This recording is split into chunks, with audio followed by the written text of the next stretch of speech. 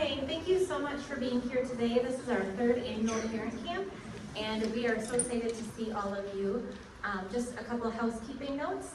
The sessions might be moved a little bit, but know that the time between session 1 and 2 is 15 minutes, but you do not need 15 minutes. So the start time for session 2 will still be 11:15, and you will still be done by noon, okay?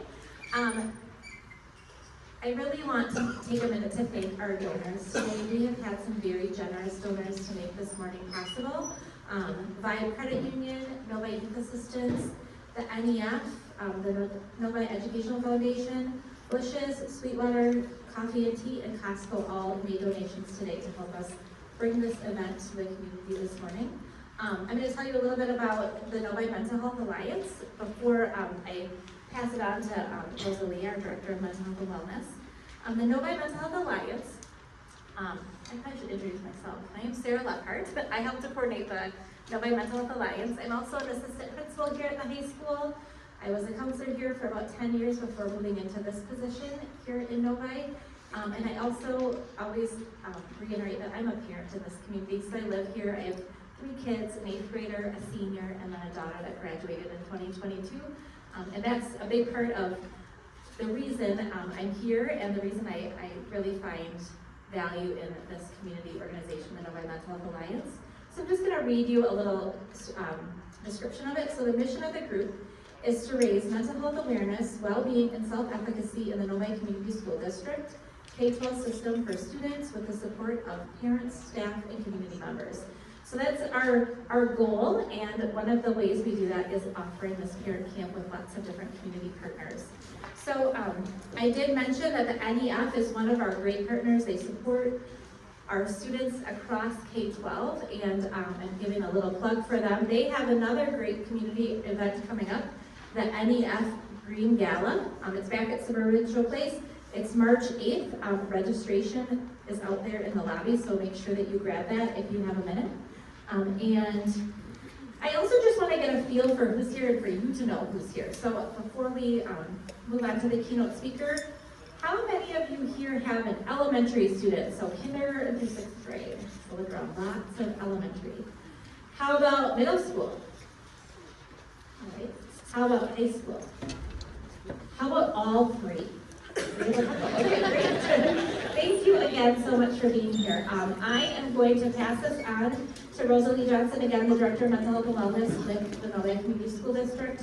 Obviously, we partnered really closely for this event with the Novi Community Schools, so here she is.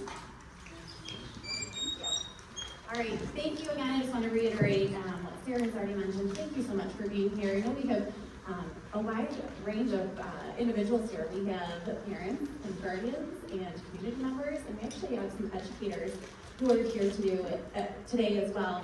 And thank you for spending your Saturday morning with us. I think it's a testament to the commitment that you all have in whatever role you play to continue to have this lifelong learning, right, and open mind about how to best support our students. It's really, really challenging work, and it's probably some of the most important work that we do. And so thank you for spending your morning with us.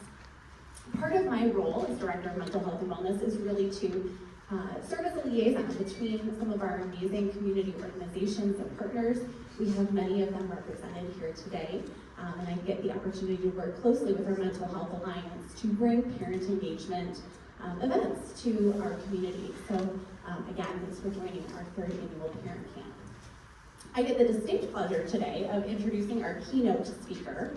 And so we're thrilled as the Novi Community School District to be starting a partnership with an organization called the Positivity Project. And you're going to learn a lot more about the Positivity Project today. It is essentially a character education and social-emotional curriculum that we are using as we think about how in Novi we educate the whole child. We know we take on more than just the academic side of things, but we really want to help support the character development of our students. And so one of the ways we're doing that is through this partnership with the Positivity Project. I am thrilled to introduce a P2, Positivity Project, by the way, is also called P2, so you might hear it referred to as P2. Dominic Frisina, did I say it right? You got it. Okay. had to practice that about 10 times. He works on the leadership team for the Positivity Project. He has been our main point of contact here in Novi, really working to support us as we forge this partnership. So this year we've had resources that are available, and we are continuing ongoing conversations about how to really integrate this character education into our school day, into the culture and climate in our buildings that your students attend every day. And so I'm really excited for you to hear and learn from Dominic. So with no further ado, you are here. You get the mic. And you are ready for our keynote. Thank you. Thanks.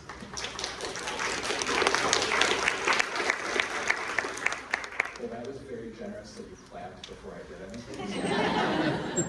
So I never know what to do on a day like this. I like to drink coffee, but I have to hold the microphone and I have a clicker. I don't have the third arm, so if I toggle back and forth, just bear with me. What I'm going to talk to you a little bit about today is the work that we do with schools nationwide. So in my role, I work with over 23 different states worth of schools that have implemented the Positivity Project. But if you remember me from my drives around last night when I was exploring the community, I'm the guy in the black Jeep that was wreaking havoc, not knowing where I was going. So anybody that was out there, if you saw a Jeep with Tennessee plates, that was me. I'm sorry, I wanted to see everything. It was amazing. So I did get a chance to see the facilities a little bit yesterday and tour some of the school building, meet with staff, and I'm just astounded by the amount of intentionality that goes into planning, the amount of different programs that are here. And I'm really excited about this partnership.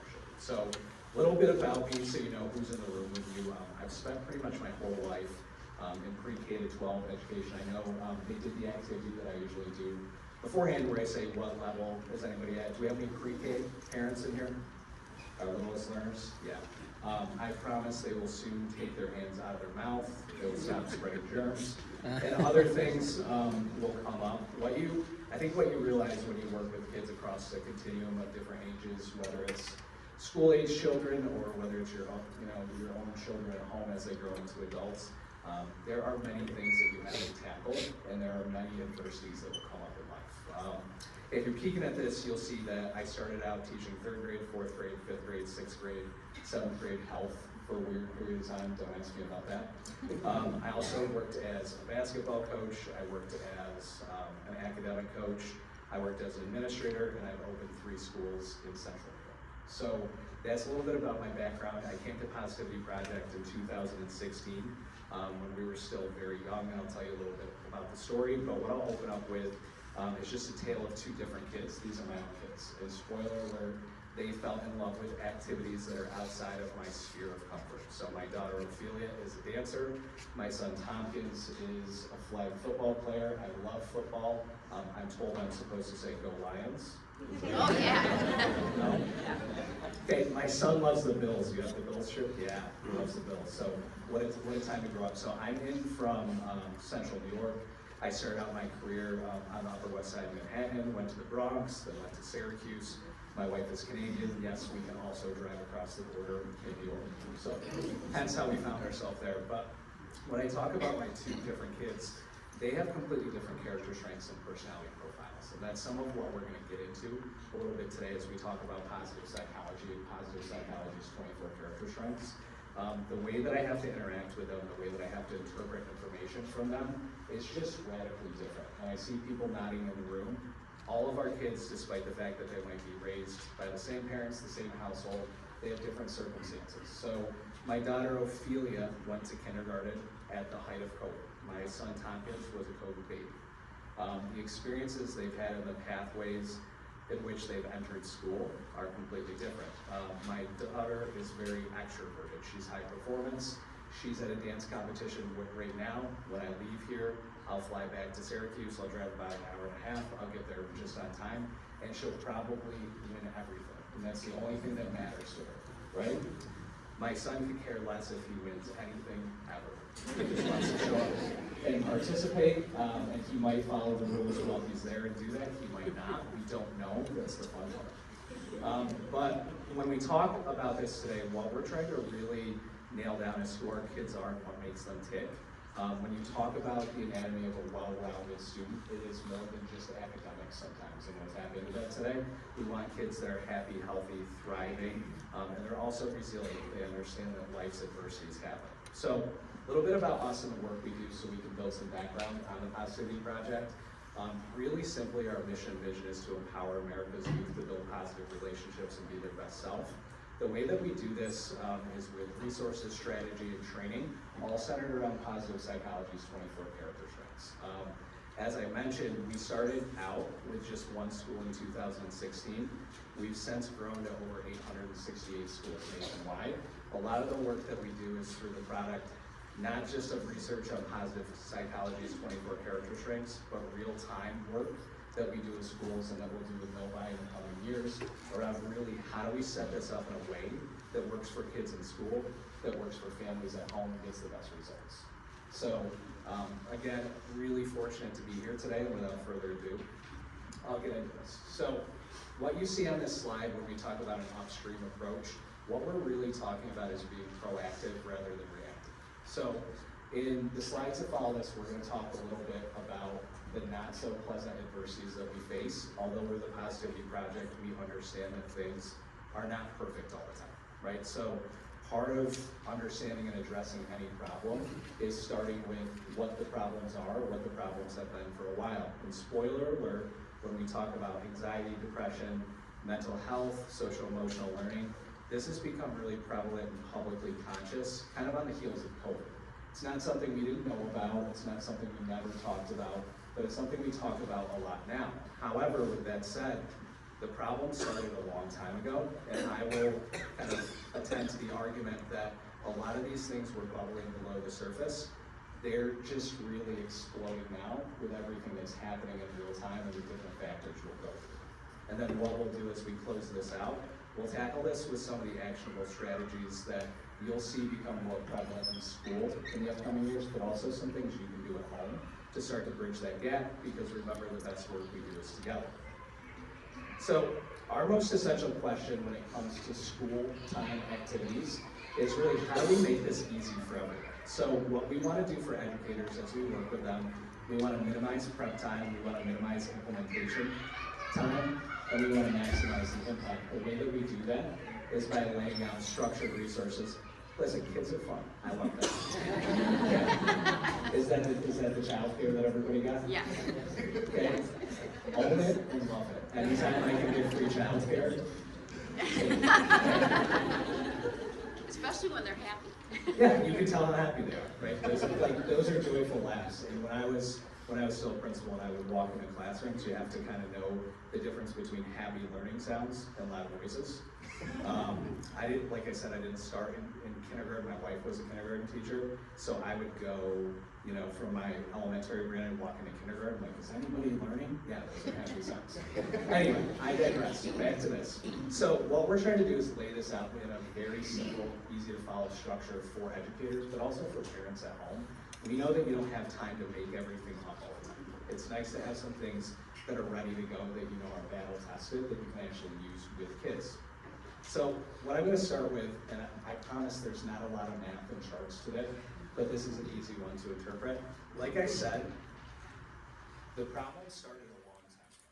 So when you look at some U.S. societal trends that date all the way back to the 70s, this is usually where people get their camera out, they snap a picture, and they're like, I'm going to show this to somebody, that's cool. I'll tell you where it comes from next. When you look at this break between narcissism and empathy, do I have to explain this, or are we picking up? Okay, so that work and those two competing points, that's the work through Gene Twanging, but also some work that came out of the University of Michigan. And what that basically was alluding to is there's a huge split developmentally in how we're interpreting the world and how we're showing up. As time goes on, it gets much more positive. When you start to look at the research that's existed from 1985 through 2004 around loneliness, sorry, I gotta have more coffee, but around loneliness, 18 to 22-year-olds have long been a group that have been impacted by that. And that might not seem relevant if you have a 5-year-old that's at home right now, but understand that everybody ages and things don't always improve without intervention as people age. Aha, more charts. I told you there's not a lot. I put them on the front and then we have fun on the back end. If you look at this 2012 and you start to think about what happened in the world in 2012 when we started to see teen loneliness peak, does anybody know what happened in 2012? Any ideas? Did I hear phones? Smartphones? Yeah. Social media, right? So this is when cell phones became ubiquitous with daily life, right? And if anybody thinks back to the phone that they had in 2012, it was not as smart as the phone that I brought here today, right? But it was smart enough.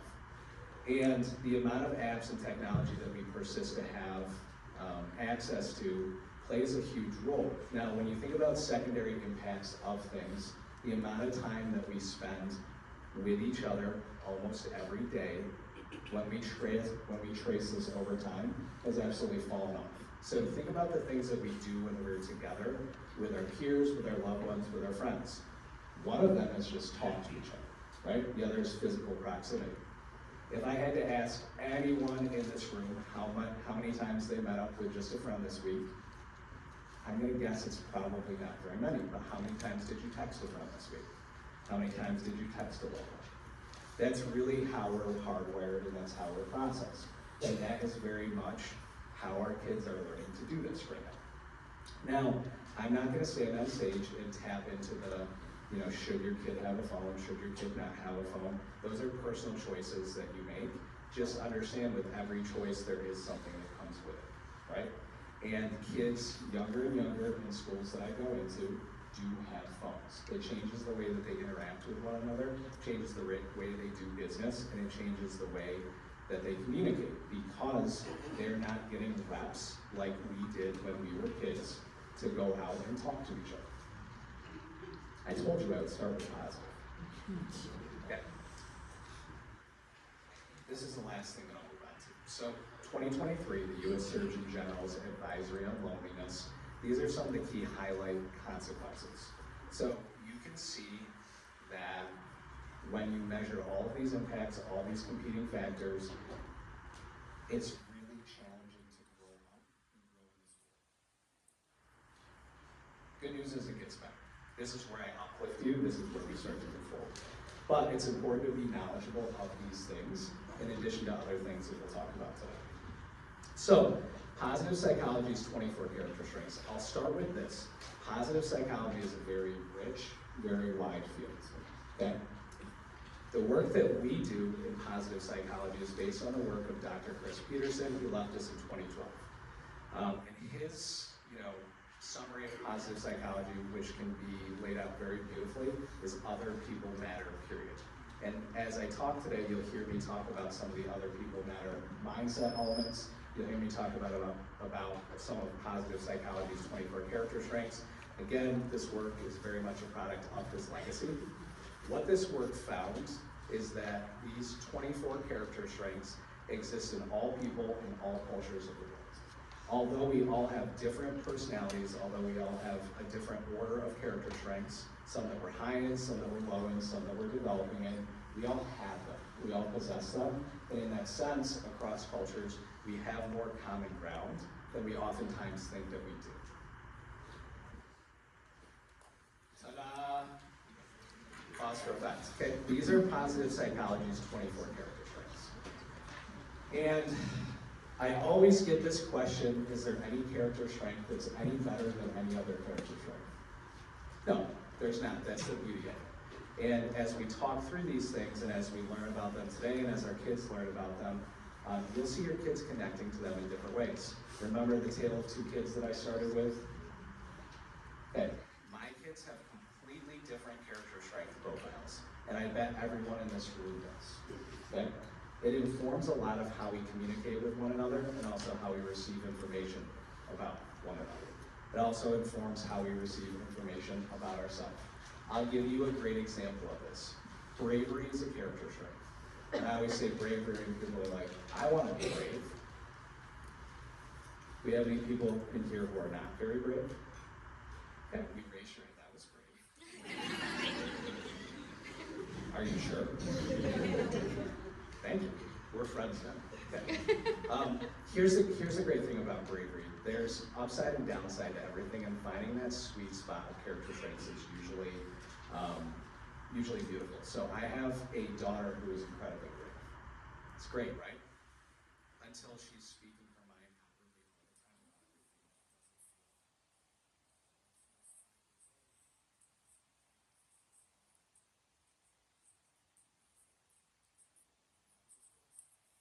feel. Yeah, go bravery.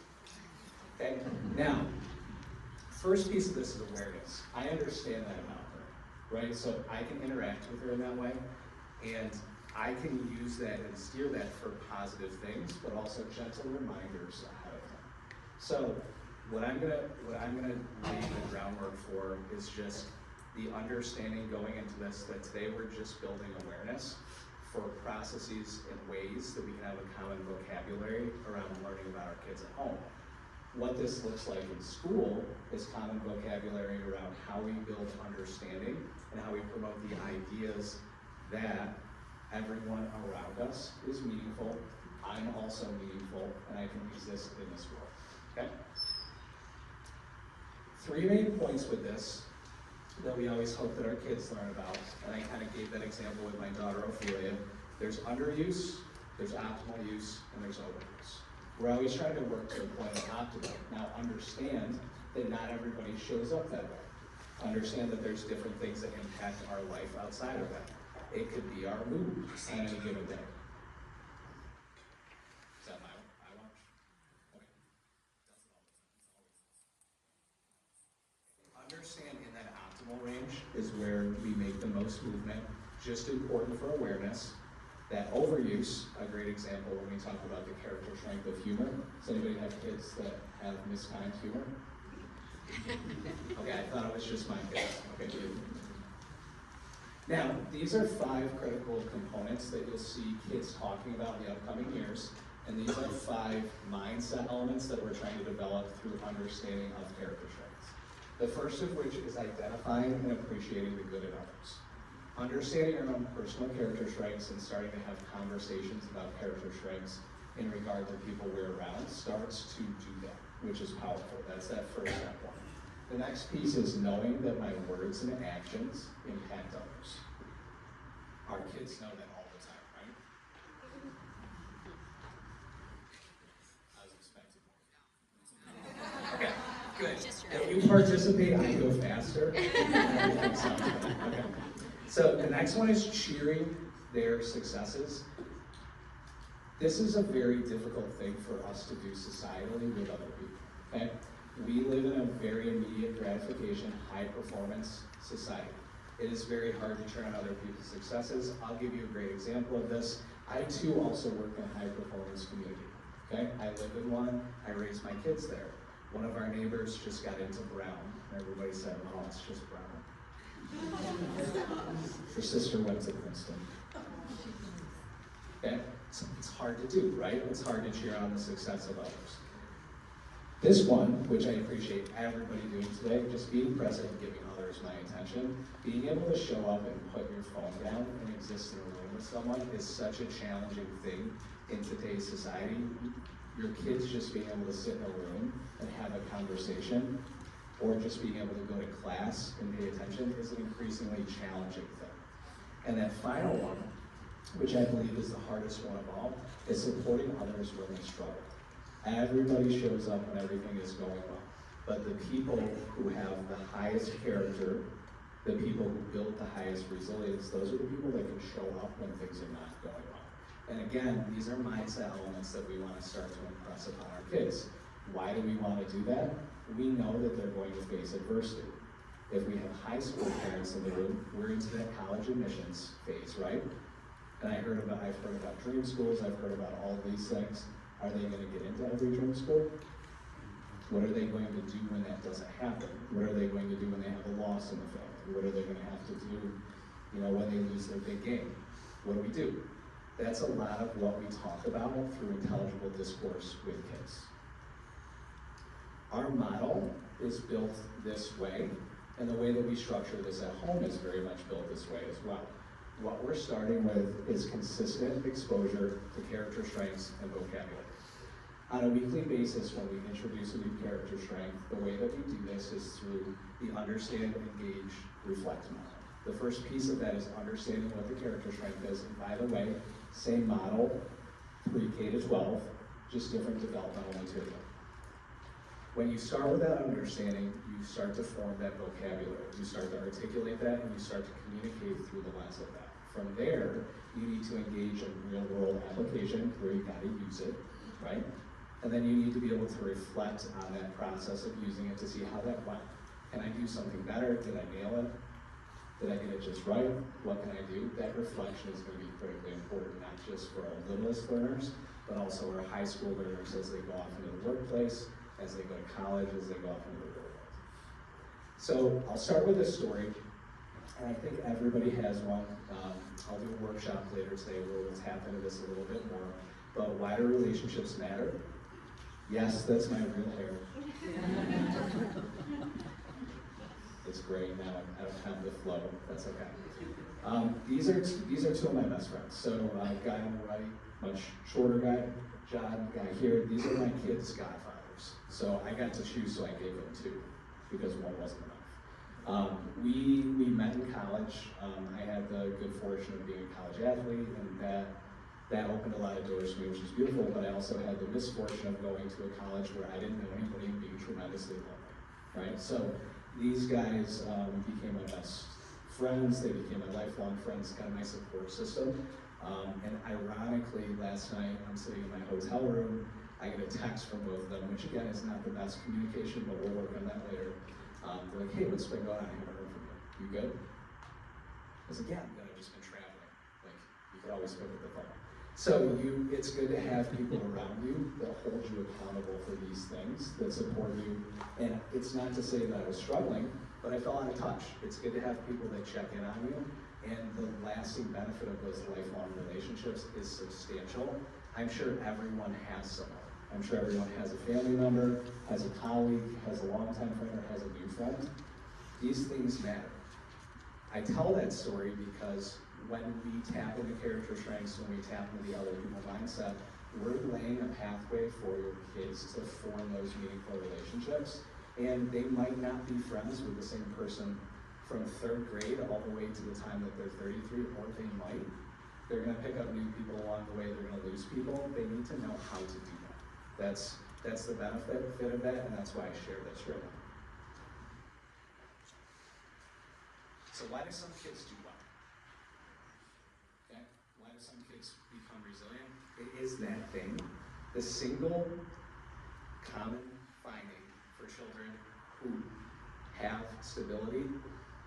They have one person, one relationship. Imagine if we compound that.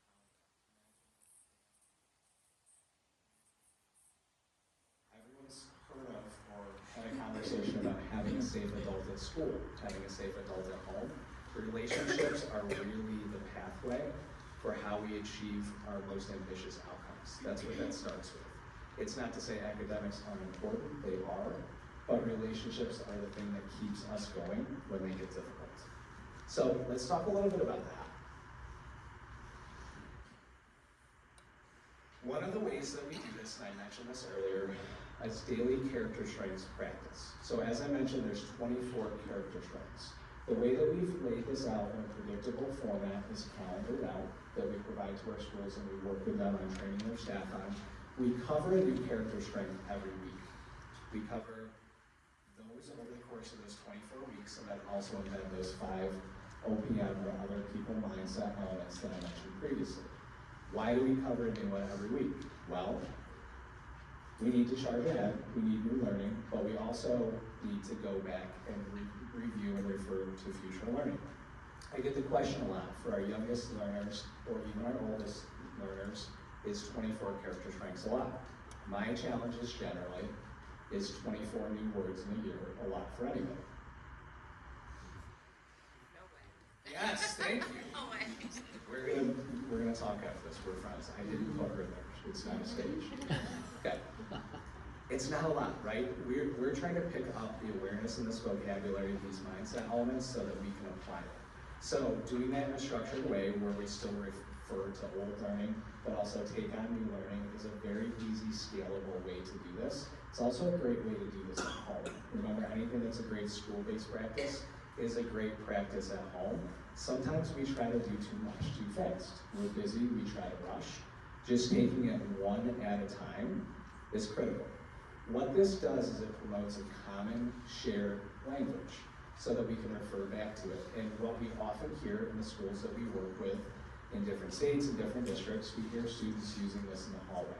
If we go back to those character strengths, when you hear a 10-year-old, when you hear a 15-year-old talking about social intelligence, when you hear them talking about prudence, these are not typical conversations that come up if you're not manufacturing those elements, if you're not explicitly teaching them. It just doesn't happen. The next piece with this, visibility is tremendously important. So the great thing about this, whatever we put around ourselves, whatever we have in our faces the most, our brain has a great amount of neuroplasticity. Whatever we see, whatever we interact with the most, we retain, right? So that's where that piece with parents is extremely critical. It is going to be very obvious what character strengths your kids are covering at school. What can you do at home where you can add 5 minutes to this, where you can add 10 minutes to this? And look, we're all busy, I get that. Who's driving the carpool after school? Only one person? So it's tricky, but the nice thing about this, we can do this through discussion, we can do this on the go, and we'll talk a little bit about that as we go through. But the second element with this, which is also in the parent slides after this, just being intentional in building interactions is going to be critical, and that's where that vocabulary is going to come into play. So the way that we do this in school, so I can show you the in school versus the out of school, these are our resource guides where we lay everything out for people in an easy way to access. Everything that we share with educators, we share digitally, same thing with parents. The nice thing, because you have that phone in your pocket, and I know I said bad things about the phone, I'm sorry, but because you have that phone in the pocket, you'll have access to all the parent resources in your pocket, and I'll show you shortly how to get there. The beauty is you don't need a special login, you don't need a special password. We leave this open for parents nationwide. We have lots of parents who use them in places where they probably don't even know what the Positivity Project is. We want that. We want conversations about that. As I mentioned previously, they'll follow a personalized calendar at school, which is beautiful because it's laid out with what character strength is going to be covered, what to expect next, and all of those good things. And then we can extend that beyond the school day. Now, a couple different points with this, and this is the beauty of covering just one character strength at a time and adding those up with compound interest. Daily discussions can be difficult at home. Who here has asked their child how school was today? Okay, good, you're all still there. Good, bad, silence, right? Fine. Fine in that tone, right? Yeah, so that's the challenging part. Open-ended questions for anybody are really difficult to give an answer on. If I said, how was your week this week? Your brain is probably split. There's a lot of things that probably happen this week. A day is a really big time frame for a child of any age, right? So starting to be able to ask targeted questions can be really powerful, starting to narrow that, starting to ask them, was there something you were grateful for today? Was there something that was challenging today? Starting to drill down into that. That's usually going to get you past a fine. And I'll tell you from experience that it does. And that's probably going to make you feel a lot better too. And that's the great thing about positive interactions. You're also in the process of building and maintaining relationships with your own kids, which is really easy, right?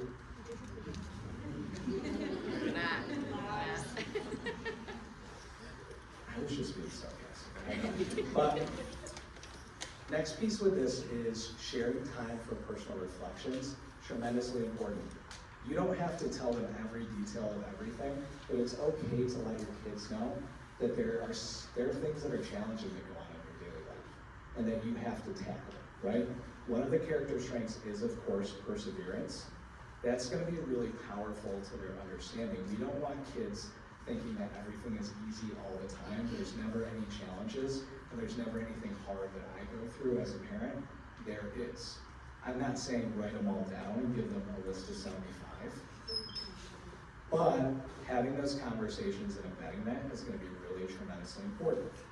Next piece with this, it's okay to slow down and meet weekly as a family. Does it have to be an hour meeting? Does it have to be a staff meeting like you go to at work? I caution you not to, okay? I build into that. But it's okay to slow down and have a time on the calendar that you're gonna do that. 10 minutes goes a long way. Remember, we're thinking about the big picture of this. We're trying to manufacture those smaller interactions over time. We know that we're not gonna come in and have one good meeting and that changes all things. We know that. Share stories about your family history. Everyone here, and this is a diverse room, has different stories about their family and how they've applied their character strengths, how they've applied those other people mindset elements. Everyone does. It's great to share those things. It's great to make that link for people and connect those different things. Give clear feedback, okay? And I'll start to wrap up with this. We give a lot of feedback that is unclear. Years ago, I think I was a first-year teacher, I was teaching 3rd grade, and one of my students, I walked up to them and I said, "Hey, good job." And he looked at me and he goes, "On what?" And I was like, "Oh." But how would you know, right? How would you know? I would argue that when we're giving clear feedback, a lot of the feedback should be forward-leaning, and it should be based on a combination of effort, growth, and outcome. But what we often do is we give a lot of feedback on outcome. Did you win? Did you get the top mark? Did you do this? And the thing is, we won't always do those things. We want to make sure that we avoid systems that we set up for kids where if they are not the top achieving person, that they stop going. Point of clarity. Now, this is that resource, and I'm going to start to close out on this, that's available to you. It's available on our website, posproject.org. And generally speaking, schools usually push this out to parents as well, very easy. This is going to break down those family lessons for you that are actually accessible and you can do at home. The beauty of these is they follow a 1-to-1-to-3 model. It's going to give you one quote, one video, which is usually 2 or 3 minutes to watch at home with kids. Spoiler alert, they're engaging. We take them from actual things they watch. And 3 questions that you can discuss at home with them. It takes about 10 minutes.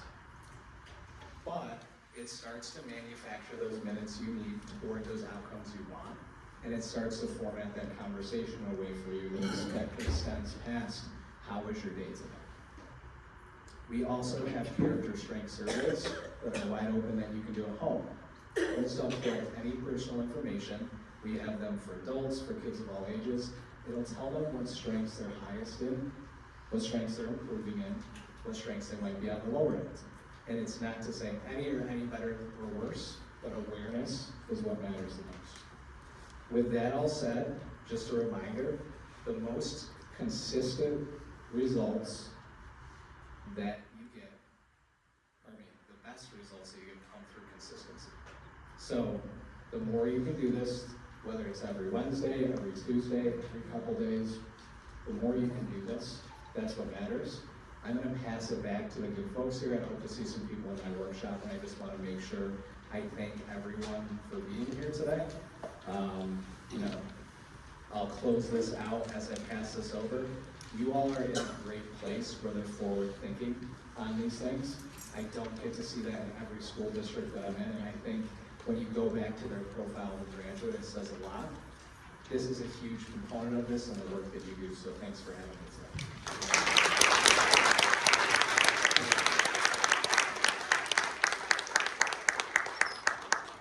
All right, thank you so much again. I want to do a couple more shout outs for our community partners. It's so great to see so many people here, and it takes a lot of us planning. The November Mental Health Alliance meets the first Monday of every month to plan activities, and we really thank the Novi Public Library. They were trying to be here, they had some illness, but I told Julie Farkas from the library we would just give a big shout out. They support us in so many ways with advertising and letting us meet in their meeting rooms, and just our great partnership with the Novi Mental Health Alliance and the Novi Community School District. Novi Youth Assistants, SPN Survivors, Alley Mental Health, Easter Seals, MORC, they all attend the meetings along with parents.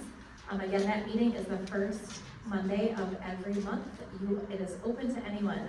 You can register on the public library website, so we would love to see that group grow. What time? Oh, thank you. Kathy's on the we meet at 6:30 at the public library on the first Monday of the month. All right, so hopefully you grabbed this. If you want it on your phone, you can scan the QR code or go to the bit.ly. I wanted to make sure everyone, I heard maybe there was a little confusion, so I want to make sure we know there's a session 1 and a session 2, and they are different groups. We wanted to make sure that you, they didn't overlap and you had an opportunity to have a good discussion in the groups that you're going to. So the first one is the breakout session 1. We're running a little bit late, but it will be done in plenty of time to go to session 2. Now here's the big challenge, is getting you all to that area. So I know not everyone's familiar with the high school, so we'll probably get started with that session 2 right around 10:30. So you're gonna walk out these doors. I'm going to actually, I know there are a few people here that might be able to help. We're going to walk out these doors, take a right, and you're going to go up the first set of stairs. The rooms have the doors open, and they're all the rooms in the hallways right adjacent to that. And they're labeled with the session name and number, okay? Thank you again. You can grab some coffee on your way up if you want it still set out.